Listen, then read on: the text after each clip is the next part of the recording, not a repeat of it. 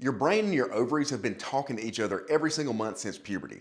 And FSH and LH are two of the hormone messengers that your brain sends to your ovaries. And here's how that conversation starts to change as you go through perimenopause. Your brain sends out FSH and LH to tell your ovaries to grow and release an egg every month. You can think of that as like a text message your brain sends down to your ovaries, and your ovaries text back using estrogen. But as you get a little older, you have fewer eggs left to respond. So your ovaries start sending weaker and weaker replies. Your brain notices the weak signal and it starts yelling louder, so it sends out more LH and FSH to try to get a response. And that's why those two numbers start to climb up during perimenopause. In your earlier reproductive years, your FSH usually sits somewhere around 5 to 20, depending on where you are in your cycle. As you move into perimenopause, it can spike up well above 25, but it bounces around a lot. One month it might be high, and the next it might be lower.